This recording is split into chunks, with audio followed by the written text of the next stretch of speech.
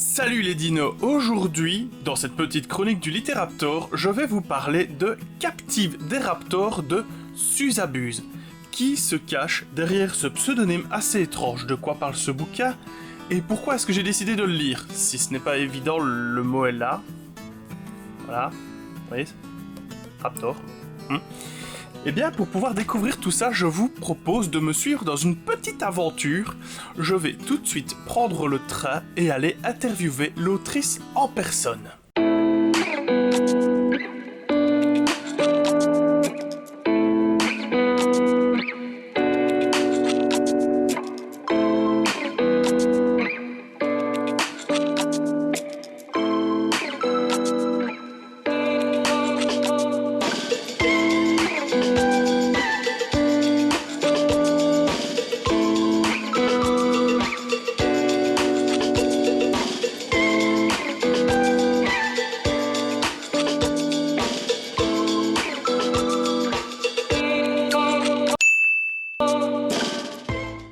Salut les dinos, je suis donc à Mons-Livre avec Lucille qui a écrit Captive des Raptors. Ce magnifique livre particulier, on peut le dire. C'est un livre pas comme les autres. Mais je vais donc d'abord laisser notre autrice préférée se présenter. S'il te plaît. Bonjour, moi c'est Lucille Chaponnet, alias Susabuse. Voilà, j'ai écrit Captive des Raptors, mais pas que. J'ai aussi, du coup, je me présente, je m'appelle Henri. C'est le nom de mon ex, donc si tu passes par là, je suis désolée pour tout. Pardon. Et du coup, j'ai écrit, j'ai bientôt 27 ans et j'ai écrit plusieurs livres, donc Captive des Raptors. J'ai aussi écrit une duologie qui s'appelle La Cité des Sangs Purs, qui est de la fantasy ado jeunes adultes, Les Plaines du Vent, qui est de la science fantasy jeunes adultes, et Griffes d'encre, sang d'encre, qui est de l'urban fantasy jeunes adultes. Ça fait beaucoup de jeunes adultes. Et donc cette merveille pour laquelle je suis interviewée aujourd'hui. Merci Arnaud. Mais avec grand plaisir. Moi j'aime bien interviewer des gens sur des trucs bizarres. Donc la première question que je t'ai envoyée par mail, ce mail que je n'ai absolument pas sous les yeux parce que mon téléphone est en train de nous filmer, c'est pourquoi as-tu choisi l'auto-édition plutôt que de passer par une maison d'édition toute puissante? Bien entendu, nous savons tous que les maisons d'édition sont un gage de qualité, n'est-ce pas? Le mec qui défend l'auto-édition depuis le début de sa chaîne, mais c'est pas grave. Je t'en prie. Merci. Alors, je vais plutôt raconter mon parcours parce que ça a été assez long. Alors, j'ai débuté l'auto-édition avec La Cité des Sangs Purs en février 2020. Si je dis pas de bêtises. Donc ça remonte. Mais en fait, ce qui s'est passé, c'est que ce livre était d'abord sur Wattpad. En intégralité d'ailleurs, avec d'autres de mes livres qui sont encore dessus, donc allez sur Wattpad, il y a des choses. Et c'est gratuit. Et c'est gratuit, c'est absolument gratuit. Et en fait, j'ai participé à un concours avec La Cité des Sangs Purs où il y avait une place en maison d'édition. À l'époque, je ne connaissais pas l'auto-édition, hein. J'étais vraiment très naïve, c'était Wattpad. Où on m'a recalé de façon vraiment violente. Alors que les retours lecteurs étaient très très bons en fait, donc j'ai été complètement à la ramasse pendant 6 mois, j'ai plus écrit. Et après j'ai découvert grâce à Jupiter Phaeton que l'auto-édition ça existait et du coup je me suis dit tiens, j'arrivais en bout de parcours au niveau de mes études, je vais profiter de ma période de chômage pour auto-éditer mon livre en un mois comme Jupiter Phaeton l'a fait. Bien sûr ça n'a pas duré un mois, la première fois ça ne dure jamais un mois. Chômage béni. C'est ça. J'ai fait 3 mois de chômage, ça m'a pas aidé à sortir mon livre puisque je l'ai sorti après avoir intégré une boîte. Mais du coup, je me suis dit, je vais faire tout moi-même, je vais prendre des correcteurs professionnels, tout professionnaliser, enfin voilà. Et il est sorti avec une première couverture qui n'a pas très bien marché. Après, j'ai changé la couverture. Donc ça, c'est vraiment un top plus quand tu es auto-édité. Tu peux changer la couverture si elle ne marche pas. Tu peux aussi récupérer les coquilles quand il en reste. Parce que moi, maintenant, je fais 2 corrections, pas qu'une. Donc normalement, il reste rien. Donc voilà. Et c'est allé super vite. Une maison d'édition, je pense qu'elle m'aurait fait patienter 1 à 3 ans en fait. Vu les maisons d'édition que je vise, il y a quand même un délai vraiment fort. Et aussi, j'ai aucune vision sur qui va être le correcteur, comment les salons vont s'organiser. Tout ce genre de trucs logistiques, etc. Quand on est un peu contrôle fric, vraiment l'auto-édition c'est plus et j'y suis restée en fait. Donc voilà, ça va être mon 6e ou 7e livre en auto-édition, donc vive l'auto-édition. Voilà, on aime ça. Du coup, question logique, d'où est venue l'idée d'écrire Captive des Raptors, qui est, rappelons-le, parce que tu vas un peu l'expliquer bien entendu, un roman érotique, un peu comique, avec des insultes pas piquées des vers, parce que ça, je dois avouer, j'ai failli les surligner, mais c'est parce que je n'écris pas dans mes livres. Ça, c'était magnifique. Et évidemment, avec des dinosaures, d'où mon grand intérêt. Parce que vous me voyez lire des trucs cochons? Non, absolument pas, mais il y a des dinosaures. Donc, il y avait encore plus d'intérêt. Alors, c'était un gros délire. Je salue Franck et Megara, qui peut-être regardent l'interview. En fait, on a vu dans le top 100 Amazon, et plus précisément dans le top 10, un livre. Je suis désolée, c'est pas un truc, c'est un livre qui a été écrit avec le cœur, donc je respecte ça, de Régine Abel, qui s'appelait J'ai épousé l'homme lézard. Donc c'était son premier. Maintenant il y a aussi J'ai épousé l'homme oiseau et J'ai épousé un naga. Donc il y en a plein, c'est des one-shots. J'en ai lu aucun, donc mon but n'était pas de prendre le livre de Régine Abel et d'en faire une parodie. C'est juste que je suis tombée là-dessus et ça m'a un peu étonnée. Et du coup j'ai écrit à mes potes et je leur ai dit « Ah, ça existe » parce que je savais pas. Et après, je leur ai dit, imaginez, j'écris ça avec des raptors. Alors pourquoi des raptors? Je ne saurais pas te répondre. Ça m'est venu comme ça. Et j'ai écrit une scène, en fait. Je leur ai écrit un message avec oh, il arrive avec ses écailles qui brillent au soleil. Il est tellement beau, mais je dois le combattre parce que c'est mon ennemi, machin. Enfin, tout un truc. Et non, en fait, ça a fait... oh, vous imaginez, j'écris tout un livre comme ça. Ils m'ont dit, chiche. Chiche. Et il y aura un tome 2.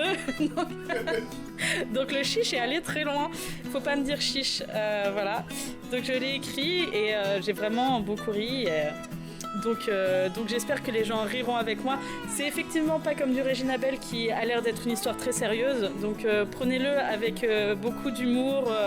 Et c'est pas là pour se moquer d'elle ou des autres. C'est juste que c'est venu comme ça. Et j'ai même pas lu les livres comme ça. Donc il n'y a pas de comparaison possible en fait. Voilà, je voulais juste rire.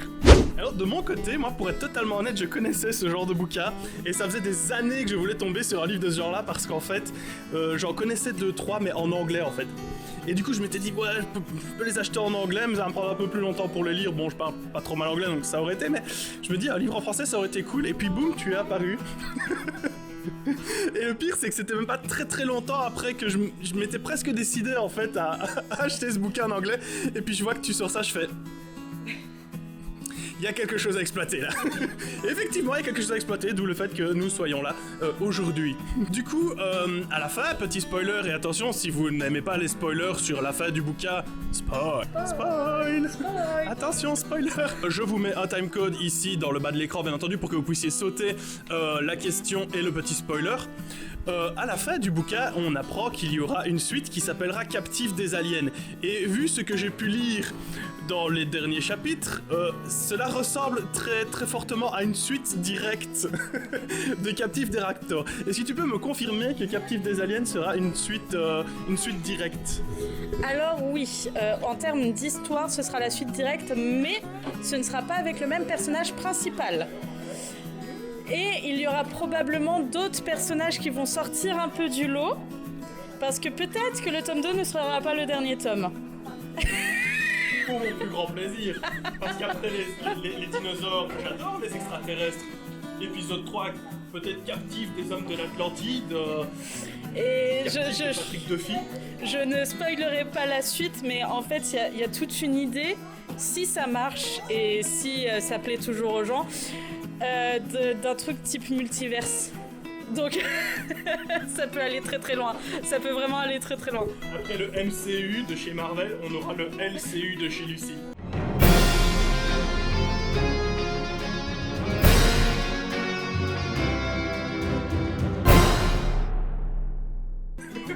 Soyez prêts. Voilà, donc c'est vraiment, en plus, personne ne le sait, à part 2-3 potes, donc...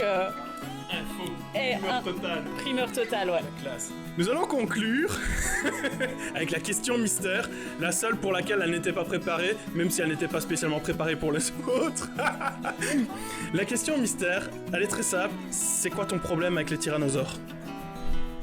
Ah, mais en fait, j'aime bien les tyrannosaures, mais ils sont grands et ils sont forts. Et dans Jurassic Park, bah, c'est les méchants. Voilà. Bah aussi, à un moment, dans le premier, ils commencent à faire... comme ça et à les poursuivre. Bon, les raptors aussi sont méchants. Mais il y avait déjà le méchant qui devient gentil, alors il fallait un méchant qui reste méchant. Et d'ailleurs, on notera en T-Rex, j'ai mis quelqu'un que j'aime beaucoup en T-Rex qui s'appelle... Attends, il faut que je le retrouve. J'ai failli me mordre la langue, même en le lisant dans ma tête. Sur les noms. Attends. Non, mais parce que ça rappelle une personne que j'aime beaucoup qui est auteur. Et je pense que ça la fait rire. Alors et qui est une très bonne auteure, qui d'ailleurs n'écrit pas du tout de l'humour et que je vous conseille, Adé Martel, qui est... Liégeoise. Voilà, qui est belge. Et qui est là sur Mons, donc que j'ai déjà vu et que j'adore. Mais n'empêche, j'ai un Raptor Robert, hein. Oui. J'ai un Raptor Robert. J'avais oublié. J'adore. Et j'ai un Raptor Gérard aussi. Ah oui, c'est vrai. Quand je vous dis que ce livre est génial, sérieux, lisez-le quoi. Vraiment. Lisez-le. Ah, Tira des Martels. Il y a un Tira des Martels. C'est magnifique. Voilà, c'est incroyable. Dédicace. Voilà. Elle est là. Et elle est trop forte, lisez ces livres. Bah oui, bah en fait, moi qui viens de Liège, j'ai découvert il y a genre 2 semaines qu'elle venait aussi de Liège. Parce que j'ai vu ces bouquins dans ma librairie préférée. Et avec Camille d'ailleurs, c'est vrai, on s'est rendu compte ensemble pendant un voyage de ma chère Camille qui est en train de faire la caméraman que Adé Martel était en fait liégeoise. Donc ça m'a fait beaucoup rire de faire ah. Et voilà, donc c'est cool parce que voilà, c'est bien aussi la preuve que certaines librairies vendent aussi de l'auto-édition et ça c'est beau, on est d'accord, ça c'est très beau. Alors est-ce que tu as un dernier petit mot pour la fin? Oui. Je veux remercier tous mes amis auteurs avec qui on est très proches et avec qui on écrit et tout et on se rencontre et ça y est, j'ai rencontré Adé Martel, donc je lui fais plein de bisous à travers la caméra, mais aussi Meillera Nolan et Frank J. Matthews, donc qui m'ont dit go. À tous les chocos qui m'ont dit allez, on veut lire ça nous aussi, et qui ont été pour certains d'entre eux bêta lecteurs. D'ailleurs, Adé Martel a été bêta lectrice. Sachez-le, elle m'a dit qu'elle a presque versé sa larme à la fin, donc c'est que c'est pas si mauvais. Mais pas pour la bonne personne. Le mec qui aime beaucoup trop les tyrannosaures. Bah oui, mais en tout cas, tous les copains et les copines auteurs, je vous aime très fort, merci d'être là, et ce serait pas pareil sans vous cette aventure. Mais oui, mais tu te rends pas compte, on a vécu des choses. On a vécu Captive des Raptors pour certains d'entre eux avec moi. Parce qu'il y a certains qui m'ont demandé d'être des personnages à l'intérieur. Ah oui, carrément. Oui, et le prochain personnage est inspiré d'une auteure que j'aime beaucoup et elle a dit oui pour être le prochain personnage principal. Voilà, c'était mon dernier mot de la fin. C'était ton dernier. Eh bien, merci Lucille d'avoir accepté cette petite micro-interview qui dure depuis je ne sais pas combien de temps, mais c'est pas grave. De toute façon, on va faire du montage, du coupage et du découpage et on va mettre des effets spéciaux, des paillettes et des trucs magnifiques, des couvertures de livres qui apparaissent. Et eh bien, moi, je vais retourner à Liège pour conclure cette vidéo parce que bon, j'ai juste fait le voyage 2 heures pour l'interview et puis je rentre, voilà. J'espère pas l'après. Ouais, non, j'ai quand même faire un tour du truc. Non. Attends, j'ai payé 20 balles de train pour venir jusqu'ici. Je me suis levé à 6h30 du matin. J'ai fait 2 heures de train. Je vais quand même faire un tour du festival. Bah oui, ce sera bien quand même. Le mec qui vient fait son interview. Va voir Adé Martel.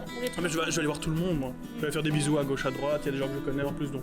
Bah voilà. Et d'autres qu'on va pas faire des bisous parce qu'on les aime pas. Parce que bon, on peut pas aimer tout le monde. Voilà. Mais on a aimé Captive des Raptors. Voilà. Donc on se retrouve tout de suite à la maison pour la conclusion de cette petite vidéo. Bisous. Voilà, c'était la petite interview de Lucille Chaponnet. Je tiens à remercier bien évidemment Mons Livre, Marine, l'organisatrice, et évidemment toute l'infrastructure du Festival du Livre de Wallonie pour, bien entendu, leur gentillesse, leur disponibilité, et pour avoir accepté de me laisser faire cette petite interview comme ça, en mode spontané. On avait plus ou moins préparé nos trucs, et...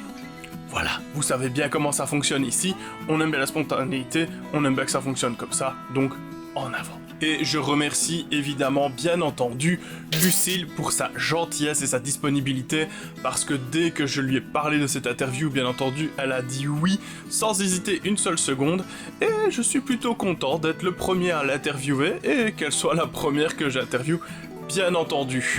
Avant de vous quitter, je vais vous passer quelques petites photos, voilà, de ce que j'ai pu prendre à Mons Livre. C'est des petites photos de groupe, c'est toujours sympa, avec, bien entendu, sur les photos, notre auteur préféré, Anthony Lamaquia, ou encore Nils, dont on parlera sans doute la semaine prochaine. Jusque-là, un petit pouce bleu, un abonnement, un like, vous connaissez le système, un petit partage, ça fait toujours plaisir. Et jusqu'à la prochaine fois, je vous dis ciao.